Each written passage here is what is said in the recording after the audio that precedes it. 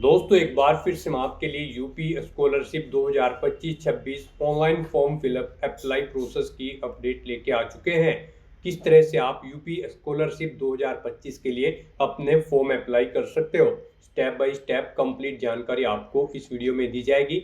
Online आवेदन करने का आपके पास सुनहरा और बड़ा अवसर है। आप जल्द से जल्द अपना फॉर्म अप्लाई कर ले, कहीं मौका हाथ से छूट न जाए। अंतिम समय में आपको किस प्रकार से किन किन बातों को ध्यान में रखते हुए अपना फॉर्म फाइनली सबमिट कर देना होगा। फॉर्म अप्लाई आप प्री मैट्रिक पोस्ट मैट्रिक के लिए कर सकते हो। फॉर्म अप्लाई करने की पूरी प्रक्रिया आपको यहाँ पर दिखाई जाएगी। अगर आवेदन करते समय आपके सामने कोई भी टेक्निकल प्रॉब्लम, कोई भी टेक्निकल डिफिकल्टी आ रही है तो उसका हल भी आपको इस वीडियो में मिल जाएगा। फॉर्म अप्लाई करते समय आप अपना one time registration OTR registration किस प्रकार से करोगे, कैसे आप अपनी एलिजिबिलिटी की डिटेल यहाँ पर फिल करोगे, किस तरह से आपको अपने डॉक्यूमेंट्स अपलोड करने होंगे, कौन कौन से डॉक्यूमेंट्स आपको कितने केबी में अपलोड करने होंगे, फोटोग्राफ सिग्नेचर कैसे और कितने केबी में आपको अपलोड करने होंगे, फीस पेमेंट करते हुए रजिस्ट्रेशन से लेकर प्रिंट तक आपको किस तरह से अपना फॉर्म अप्लाई कर लेना होगा। फॉर्म अप्लाई की पूरी जानकारी आपको यहाँ पर दी जाएगी। आवेदन करने से पहले आपको सभी गाइडलाइंस रीड आउट करना अनिवार्य है, तभी आपके सभी सवाल डाउट क्लियर हो जाएंगे। तो चलिए दोस्तों, बिना कोई वक्त गंवाए शुरू करते हैं यूपी स्कॉलरशिप 2025-26 के लिए फॉर्म फिलअप की पूरी जानकारी। फॉर्म भरने से पहले आपको सबसे पहले इस वेबसाइट पर विजिट करना होगा, जिसका लिंक आपको नीचे description plus first comment box में मिल जाएगा। और यहाँ पर विजिट करने के बाद आप देख सकते हो सबसे पहले आपको यहाँ पर डेट दे दी गई है। जो यहाँ पर 11वीं 12वीं के अतिरिक्त है उनके लिए आवेदन करने की डेट 10 जुलाई से 20 दिसंबर है। और यहाँ पर आप देख सकते हो जो 9वीं 10वीं 11वीं 12वीं है उनके लिए आवेदन करने की अंतिम तिथि 30 अक्टूबर 2025 है। तो आप जल्द से जल्द अपना फॉर्म अप्लाई कर ले, यहाँ पर आपके पास आवेदन करने का बड़ा अवसर है। तो यहाँ पर अब आपको अपना फॉर्म अप्लाई करने के लिए इस वेबसाइट के टॉप पर ही स्टूडेंट की ये टैब दी गई है। यहाँ पर आने के बाद गाइज आपको न्यू रजिस्ट्रेशन की स्टेप पर क्लिक करना है। उसके बाद आपके सामने कुछ इस तरह से इंटरफेस ओपन होगा। अब यहाँ पर आप जिस भी कैटेगरी के अंतर्गत आते हैं उस कैटेगरी में आप प्री मैट्रिक के लिए अप्लाई करना चाहते हैं स्कॉलरशिप के लिए, या फिर पोस्ट मैट्रिक, या फिर post matric other than intermediate, आप अपने अकॉर्डिंग ऑप्शन सेलेक्ट करेंगे। पहले तो यहाँ पर आप कैटेगरी सिलेक्ट करें, आप जिस कैटेगरी के अंतर्गत आते हैं उसके अंतर्गत आपको प्री मैट्रिक या फिर पोस्ट मैट्रिक या फिर अदर देन ऑप्शन पर क्लिक करते हुए अपना रजिस्ट्रेशन करना होगा। मान लीजिए अगर आप SC ST या फिर जनरल कैटेगरी के अंतर्गत आते हैं और यहाँ पर आप प्री मैट्रिक के लिए अप्लाई कर रहे हैं या फिर पोस्ट मैट्रिक के लिए, तो यहाँ पर आपको पोस्ट मैट्रिक पर अगर आप अप्लाई कर रहे हैं तो आप पोस्ट मैट्रिक ऑप्शन सेलेक्ट करेंगे। प्री मैट्रिक के लिए अप्लाई करना चाहते हैं, फ्रेश है, तो आप प्री मैट्रिक के इस ऑप्शन पर क्लिक कर देंगे। तो यहाँ पर आप अपने अकॉर्डिंग कोई भी ऑप्शन सेलेक्ट करें। फिर गाइज यहाँ पर आने के बाद आपको सबसे पहले अपना रजिस्ट्रेशन करना होगा। उसके लिए आपको यहाँ पर OTR रजिस्ट्रेशन के सामने क्लिक हियर का ये लिंक दिया गया है, आपको इस पर क्लिक करना है। उसके बाद आपके सामने कुछ इस तरह से इंटरफेस ओपन होगा।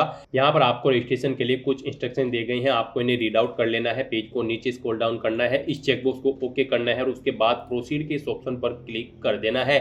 गाइज यहाँ पर अब आपको अपनी वर्ग या फिर जाति या फिर समूह सेलेक्ट करना है, आप जिस जाति के अंतर्गत आते हैं। फिर यहाँ पर आपको अपना मोबाइल नंबर एंटर करना है। उसके बाद आपको ये कैप्चा कोड यहाँ पर एंटर करना है और फिर गाइज आपको यहाँ पर जनरेट OTP के इस ऑप्शन पर क्लिक करना है। फिर आपके रजिस्टर्ड मोबाइल नंबर पर एक OTP सबमिट किया गया होगा, वो OTP आपको यहाँ पर एंटर करना है। ये कैप्चा कोड दोबारा से आपको यहाँ पर एंटर करना है और फिर आपको वेरीफाई OTP के ऑप्शन पर क्लिक करते हुए अपना मोबाइल नंबर यहाँ पर वेरीफाई कर लेना है। इस तरह से यहाँ पर आपकी मोबाइल वेरिफिकेशन कंप्लीट हो जाएगी। अब आपको अपनी KYC करनी है। उसके लिए यहाँ पर आपको अपना आधार नंबर एंटर करना है, ये कैप्चा कोड आपको यहाँ पर एंटर करना है और फिर सबमिट के इस ऑप्शन पर क्लिक करना है। फिर आपके सामने कुछ इस तरह से इंटरफेस ओपन होगा। गाइज यहाँ पर आपको अपना आधार वेरिफिकेशन अपने डिजी लॉकर अकाउंट के थ्रू करना है। यहाँ पर अगर आपने डिजी लॉकर अकाउंट पर अपना अकाउंट क्रिएट कर रखा है तो यहाँ पर आपको अपना मोबाइल नंबर एंटर करना है और नेक्स्ट के ऑप्शन पर क्लिक करते हुए आपको अपने डिजी लॉकर अकाउंट में साइन इन करते हुए यहाँ पर अपना आधार वेरिफिकेशन कर लेना है। और अगर आपने डिजी लॉकर अकाउंट पर अपना अकाउंट क्रिएट नहीं कर रखा है तो उसके लिए गाइज यहाँ पर आपको do not have an account के सामने साइन अप के इस लिंक पर क्लिक करना है और अपनी बेसिक इन्फॉर्मेशन प्रोवाइड करते हुए आपको अपना डिजी लॉकर अकाउंट पर साइन अप कर लेना है और उसके बाद लॉगिन करके आपको यहाँ पर अपना आधार वेरिफिकेशन कर लेना है। इस तरह यहाँ पर आपके डिजी लॉकर अकाउंट से आपकी KYC कंप्लीट हो जाएगी। आपको यहाँ पर आपकी डिटेल शो कर दी गई है।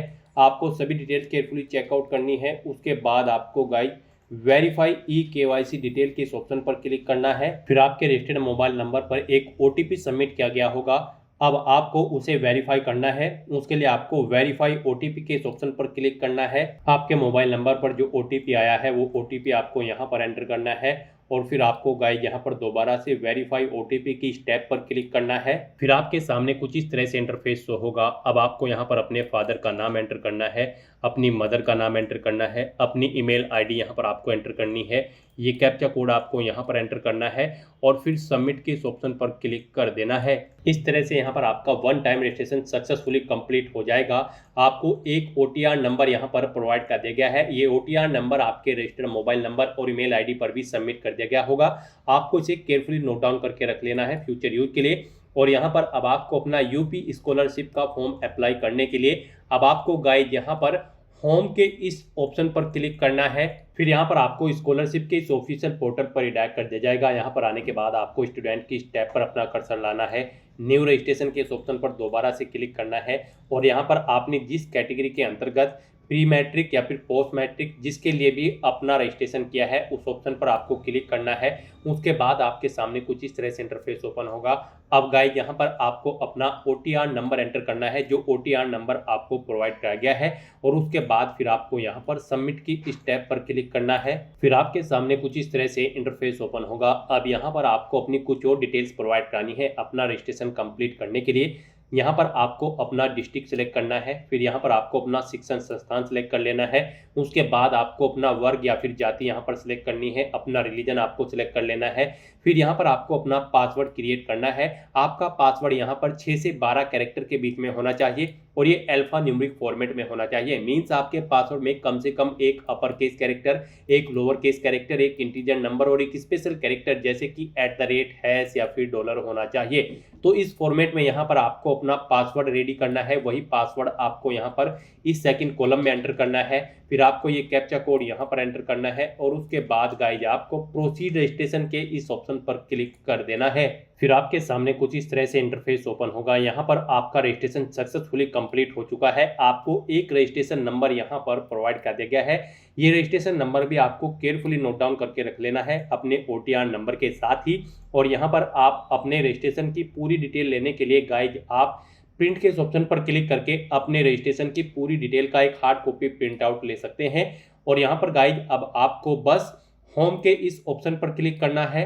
फिर आपके सामने स्कॉलरशिप का ये ऑफिशियल पोर्टल ओपन होगा। अब आपको दोबारा से स्टूडेंट की स्टेप पर आना है और यहाँ पर लॉगिन फ्रेश के इस ऑप्शन पर क्लिक करना है और फिर यहाँ पर आपने प्री मैट्रिक या फिर पोस्ट मैट्रिक आप जिस भी स्कॉलरशिप के लिए अप्लाई किए हैं उसके ऑप्शन पर आपको क्लिक करना है। उसके बाद आपके सामने कुछ इस तरह से इंटरफेस होगा। गाइस यहाँ पर अब आपको अपना रजिस्ट्रेशन नंबर एंटर करना है।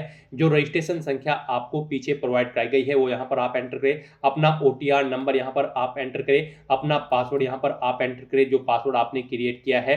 ये कैप्चा कोड आप यहाँ पर एंटर करें और उसके बाद फिर आप सबमिट के इस ऑप्शन पर क्लिक कर दें।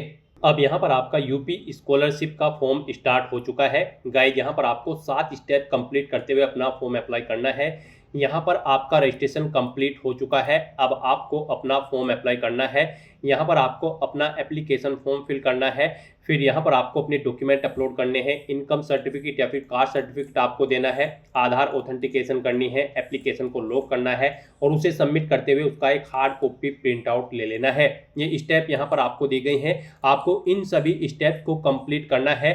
गाइस यहाँ पर जब ये स्टेप कंप्लीट हो जाएंगे इनके सामने यहाँ पर कुछ इस तरह से ग्रीन कलर के आपको ऑप्शन शो हो जाएंगे। जैसे यहाँ पर आपके रजिस्ट्रेशन के सामने ग्रीन कलर के ऑप्शन शो कर दी गई हैं।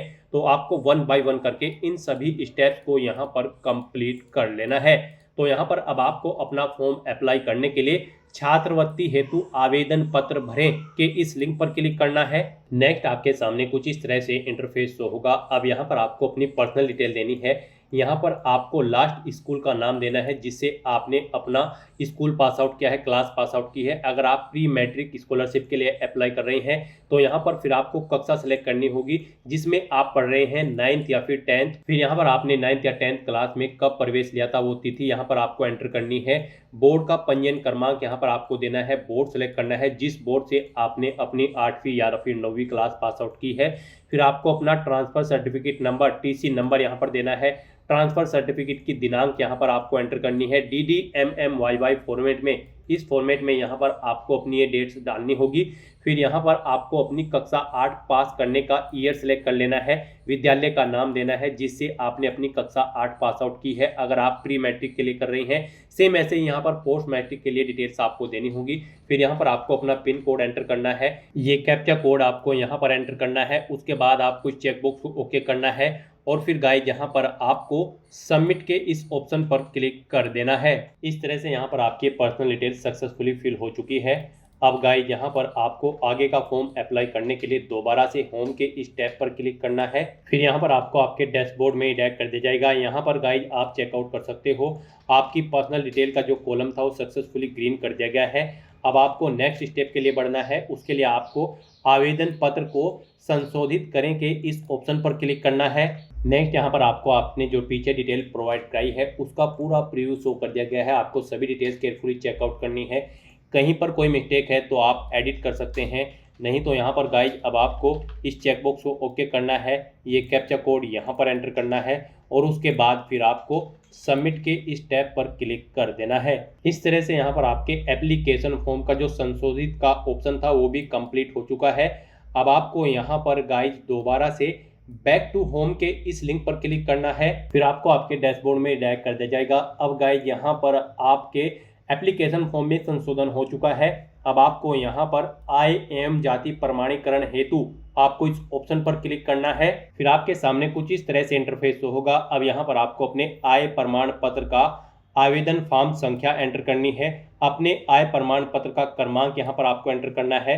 ये कैप्चा कोड आपको यहाँ पर एंटर करना है और उसके बाद फिर गाइज आपको गेट डाटा के इस ऑप्शन पर क्लिक कर देना है। फिर यहाँ पर आपके आय प्रमाण पत्र के अकॉर्डिंग आपकी सभी डिटेल फैच करके आपको शो कर दी गई है। आपको इसे केयरफुली चेकआउट करना है और उसके बाद गाइज फिर यहाँ पर आपको वेरीफाई इनकम डिटेल के इस ऑप्शन पर क्लिक कर देना है। फिर यहाँ पर आपको अपनी जाति प्रमाण पत्र की डिटेल प्रोवाइड करनी है। गाइज यहाँ पर आपको अपने जाति प्रमाण पत्र का आवेदन संख्या एंटर करनी है, उसका क्रमांक आपको एंटर करना है। ये कैप्चा कोड आपको यहाँ पर एंटर करना है और गेट डाटा के इस ऑप्शन पर क्लिक करते हुए उसका डाटा यहाँ पर आपको फैच कर लेना है। यहाँ पर आपके IAM जाति प्रमाण पत्र संख्या मिलान के बिना आपका फॉर्म यहाँ पर कंप्लीट नहीं माना जाएगा। तो यहाँ पर अब आपको अपने जाति प्रमाण पत्र की डिटेल को भी फैच आउट करते हुए उसे वेरीफाई कर लेना है। अब यहाँ पर आपके जाति प्रमाण पत्र के अकॉर्डिंग आपकी डिटेल फैच करके आपको शो कर दी गई है। यहाँ पर आपके जाति प्रमाण पत्र और आय प्रमाण पत्र की डिटेल सेम होनी चाहिए, यानी कि